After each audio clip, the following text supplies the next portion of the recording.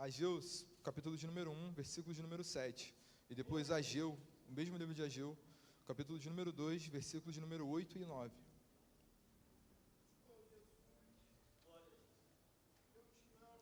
Diz assim a palavra de Deus. Assim diz o Senhor dos Exércitos: considerai o vosso passado. Ageu, capítulo de número 2, versículo de número 8. Minha é a prata, meu é o ouro, diz o Senhor dos Exércitos. A glória desta última casa será maior do que a da primeira, diz o Senhor dos Exércitos. E neste lugar darei a paz, diz o Senhor dos Exércitos. Amém? Queridos, dentro desse contexto bíblico, o cenário ele não é muito bom. É passado o exílio babilônico e o Senhor ele tem uma palavra, uma resposta direcional ao povo. Porque quando eles voltam da Babilônia, eles começam a reconstruir o templo. Só que a Bíblia vai nos informar que eles vão parar. E a Bíblia usa a mesma palavra, que é reconstruir, que é diferente de você reformar. Reconstruir é você você construir algo que já não está mais ali, que foi quebrado ou tirado dali. Reformar é você melhorar algo que já está construído. Então, existia algo ali, existia um templo onde eles estavam. O primeiro templo, ao qual é mencionado, é no livro de Êxodo, com Moisés. Moisés, ele tinha uma comunicação um tanto quanto diferenciada com Deus, a qual ele subia no monte, e o povo ficava na parte inferior do monte. Deus falava com Moisés e ele direcionava a palavra ao povo. Só que o povo não subia para a presença de Deus para falar com Deus também, porque a presença de Deus poderia acabar matando o povo. Não porque Deus queria matar o povo, mas eles não iriam suportar o peso da glória. Então, Moisés ele direciona o que Deus havia passado, e Deus manda construir um templo. Porque se eles não podem subir até o alto do monte, Deus faz a glória descer para falar com eles. Então eles começam a construir um templo, um tabernáculo, mais especificamente, de acordo com o que Deus havia passado para eles, com as medidas específicas, com material específico. Era uma espécie de templo móvel, né, que eles conseguiam caminhar e conduzir, e dentro dele ficava a Arca da Aliança. O segundo templo ele fica localizado na cidade de Siló, e o terceiro templo na cidade de Davi. O rei Davi, muito preocupado, né, com as coisas de Deus, ele olha para todo o seu reinado, que tinha muitas riquezas, né, e ele vai se preocupar com o altar de Deus, com a casa de Deus, o templo. E ele tem a ideia de construir um altar, um templo. Só que Deus usa o profeta Natã para falar com ele e fala: não, você não vai construir um templo. Quem vai construir vai ser Salomão. De uma maneira que Deus permite que Davi recolha os mantimentos, recolha tudo o que ele precisa, o material, para que Salomão venha construir. Então o rei Salomão ele vem e constrói o templo. E ele constrói, não foi qualquer templo, foi um marco na idade antiga, na Bíblia. Porque era muito ouro, era muita prata, era muito bronze, era um material muito específico também, assim como foi com Moisés, só que era algo muito rico, né? E as pessoas olhavam e ficavam admiradas. Então não era qualquer coisa que ele havia construído, era um templo. E a Bíblia vai falar que Deus muito se alegra, tanto que ele derrama a presença de Deus naquele lugar. A glória de Deus enche a casa, e de tal maneira que os sacerdotes eles caem, as pessoas que estão do lado de fora não conseguem entrar, as que estão de dentro não conseguem sair. Então a glória de Deus é manifestada, porque Deus é assim, quando as pessoas estão dentro do templo e com o coração voltado a adorar, a ser grato a Deus, a glória de Deus ela se manifesta sem medidas. Então, e no meio de tudo isso, no meio de tanta prata, de tanta aparência, por dentro já não estava mais a mesma coisa com o passar do tempo. Salomão ele deixa se corromper com as suas mais de 1000 mulheres, e a idolatria ela toma conta do interior daquele templo. E não importa o quão bonito é, não importa o quão bem feito é, não importa qual a medida, se é exata ou não, o que importa é o interior. E o interior daquele templo já estava contaminado, já estava totalmente corrompido. E Deus, entenda isso, igreja, Deus ele não divide a sua glória com ninguém. Deus ele não divide a sua glória com ninguém. No capítulo 4 de João, vai falar que Jesus estava junto com seus discípulos e começa um questionamento: quem batiza mais, Jesus ou João Batista? E Jesus vai sair, porque ele não divide a glória dele com ninguém. Ele não está nem aí se a gente vai competir com as pessoas para ver quem vai aparecer mais. E esse é um mal da minha geração, é querer competir demais, é querer aparecer demais, é uma performance melhor do que a outra. E não é isso que Deus quer, Ele quer a glória totalmente, exclusivamente para Ele. E Deus, Ele usa o profeta Jeremias. E Jeremias, ele começa a falar com aquele povo: se arrependam, se arrependam.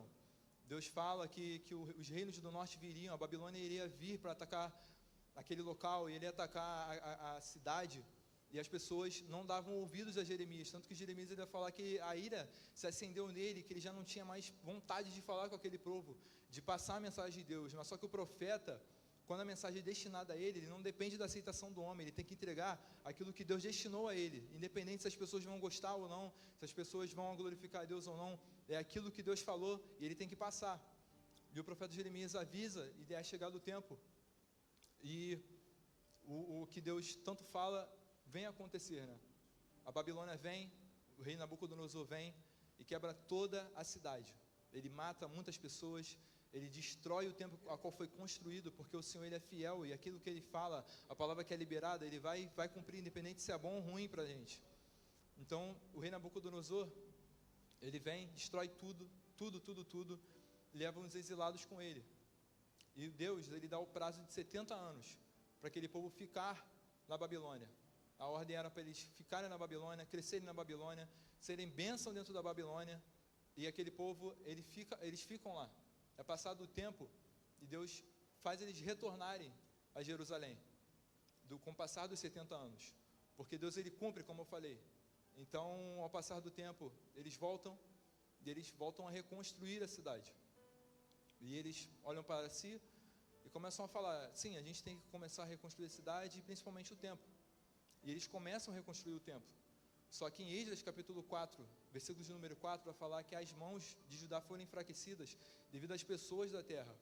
As pessoas da terra começaram a desmotivar aquele pessoal que estava reunido na cidade para começar a reconstruir o templo, e começam a enfraquecer eles com palavras. A Bíblia vai falar que alguns contrataram pessoas para desmotivarem a eles, e assim é feito, e eles param. E Deus ele usa o profeta Ageu para falar com aquele povo, e ele direciona a sua palavra ao profeta Ageu, pedindo para aquele povo voltar à reconstrução, porque foi parada. Porque assim, né, tem pessoas que têm esse potencial de querer nos parar. Tem pessoas que, até mesmo dentro da igreja, sabe, nos desmotivam a fazer, nos desmotivam a adorar, nos desmotivam a pregar, a falar. Então, eles têm as mãos enfraquecidas, eles param. Então, Deus direciona a palavra ao profeta Ageu para eles voltarem a reconstruir aquilo que lhe foi devido, o templo do Senhor. Então, Deus começa a falar, e eu anotei alguns pontos que Deus direciona a palavra a eles, e é algo muito forte. No livro de Ageu, no capítulo 1, versículo número 2, Deus começa a falar: este povo. Só que isso me causou grande aflição quando eu li, porque Deus ele tem um carinho muito especial com Israel. Deus ele tem um carinho muito grande por Israel. Só que ele fala este povo, porque Israel já não tinha mais característica alguma. Israel já não tinha mais uma identidade própria. Israel já havia se corrompido e trazido da Babilônia aquilo que eles tiraram de lá, naquilo que eles aprenderam lá. Eles voltam a reconstruir, eles não reconstroem o templo e começam a reconstruir casas de luxo. Assim como era na Babilônia. Na Babilônia, as casas eram de luxo por causa do rei Nabucodonosor. E eles trazem a Babilônia para dentro da cidade, trazem consigo a Babilônia. E Deus reprova isso, porque se ele mandou passar um tempo lá, porque eles não queriam que ele ficasse lá para sempre, e muito menos trazer a Babilônia para dentro da cidade. Então ele se refere assim, dessa forma. No versículo de número 5, ele vai falar: considerem, se lembrem do vosso passado. Nesse versículo é Deus dando um recado ao povo, porque é ele basicamente falando, e parece que eu consigo imaginar Deus direcionando essa palavra. Israel, quando vocês estavam lá no Egito, quando vocês estavam com o faraó, fui eu que enviei as pragas para tirar vocês de lá. Israel, quando vocês estavam de frente para o mar, sem saída, faraó estava vindo, fui eu que abri o mar vermelho, fui eu que abri aquela porta invisível para você passar. E agora você se esqueceu de mim, você esqueceu quem eu sou, você já não tem nem mais característica. E o Senhor traz essa palavra a eles. No versículo de número 6, vai falar: que eles semeiam muito, mas colhem pouco, vestem, mas não se aquecem. Ou seja, é um sentimento de insatisfação, um sentimento de que nada é suficiente, porque eles já não tinham mais Deus como prioridade, irmão. E se você reparar, uma pessoa que ela não tem Deus como prioridade, tudo para ela é um sacrifício. Vir para a casa de Deus é um sacrifício. Ela vem, ela chega, ela reclama do ar-condicionado, ela reclama se está muito quente, se está muito calor. Para ela o louvor tem que cantar só 3 hinos, não 4. E ela chega, ela reclama, senta, ai meu Deus, o pastor Henrique vai cantar ele exaltado de novo. Meu Deus do céu, eu já não aguento mais, e tudo é um sacrifício. E como eu falei no versículo anterior, isso acaba enfraquecendo até as pessoas que estão do lado. Então, se você entra assim, se autoexamine nessa noite. Se autoexamine nessa noite. No versículo de número 10, vai falar que o céu sobre vós reteve o seu orvalho. Porque o céu, sim, por mais que você acredite ou não, o céu ele retém as coisas que Deus tem para nós. Porque se nós não estivermos no centro da vontade de Deus, o céu tem coisas grandes para nós, só que o céu não libera, porque nós não estamos no centro da vontade de Deus. Aquele povo não estava no centro da vontade de Deus, e tudo que eles tinham ia embora muito fácil. Nesse mesmo versículo que eu falei anteriormente, vai falar que o salário deles eles pegavam e botavam na bolsa furada, porque nada era suficiente, nada rendia na mão deles, porque Deus não era mais prioridade. E ele vai falar isso, que o céu reteve sobre vós reteve o seu orvalho, aquilo que Deus tinha para aquele povo, porque Deus chamou aquele povo para ser abundante sobre a terra. Era uma promessa que ele fez em Gênesis. Então o céu ele retém aquilo que ele tinha para aquela cidade. E por último, no versículo de número 9, vai falar, como eu li na palavra introdutória, a glória dessa última casa será maior do que a primeira. Porque quando eles voltam da cidade da Babilônia, eles voltam sem nada nas mãos. Eles voltam pobres, eles voltam sem qualquer mantimento, eles só retornam para a cidade para reconstruir. Então, eu não sei se você olha muito para suas mãos, para o que você tem agora, mas Deus ele continua sendo o Deus da provisão. Deus ele continua sendo o Deus provedor. Se ele trouxe o provimento lá no Egito, se ele trouxe o provimento lá no deserto, ele vai trazer o provimento agora, porque Israel é a nação santa, é a nação dele. E eles começam a olhar e começam a reparar, né, que o templo que estava sendo construído não tinha nada a ver com o templo de Salomão, porque aí entra o nosso saudosismo, né? Nós achamos que Deus, a glória de Deus ela se limita, mas a glória de Deus ela não se limita. Nós não provamos nem um pouco, né? Nem chega nem perto do tamanho da grandiosidade da glória dele. E nós, com o nosso saudosismo, nós diminuímos a glória de Deus. Nós achamos que o que nós vivemos aqui na conferência nunca pode acontecer, ou é muito difícil de acontecer, mas não é difícil de acontecer. Paulo vai falar em Atos, seu capítulo de número 7, que Deus não mora mais em templos feitos por mão de homem. Ele escolheu o nosso coração para morar. O próprio Jesus veio à terra e falou que ele faria morada nos nossos corações. Então, Deus ele escolheu você para morar justamente por causa disso. Porque se fosse no coletivo, nós iríamos falhar. Eu confesso que eu seria o primeiro a falhar, igreja. Porque no coletivo é muito difícil de lidar, para nós reconstruirmos algo, nós edificarmos algo. Tem gente que não é concordar com algo, outro não é querer fazer, ou alguém é fazer na má vontade, e eu ia ser o primeiro a reclamar, eu confesso para os irmãos. Por isso que ele escolheu o nosso coração para morar, porque o manifestar da glória de Deus depende de nós, mas exclusivamente de você individualmente. O culto ele é bom, se você chegar aqui e adorar, não importa o mover que vai ter, não importa se o pregador ele vai ter uma alta performance ou não, o culto é bom, e quem determina se o culto é bom é você, porque ele escolheu o seu coração para morar. O sacrifício, a reconstrução de algo, a edificação de algo, depende exclusivamente de você. Amém? Então, que nessa noite nós viemos rever alguns conceitos, se Deus tem sido prioridade ou não, se Deus tem sido o nosso primeiro plano ou não.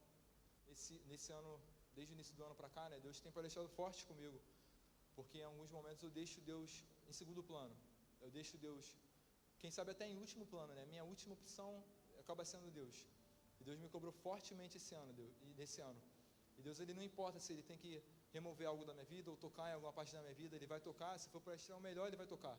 Assim como foi com esse povo. Ele levou esse povo à Babilônia porque Ele queria extrair o melhor daquele povo. Ele queria extrair mais perseverança daquele povo. Tiago vai falar que nós temos que ser perseverantes nas nossas tribulações. E isso é verdade, nós devemos nos alegrar. Por mais que seja difícil, né? Porque é muita tribulação. Ainda mais na vida do crente, né? A gente só passa tribulação atrás de tribulação. Entendeu? O momento de glória, de abundância na nossa vida é muito curto, sabe? Ele dura porque já vem logo uma tribulação em seguida. E nós devemos nos alegrar no Senhor. Nós devemos nos glorificar o Senhor mesmo na tribulação. Amém? Eu agradeço a minha oportunidade em nome de Jesus.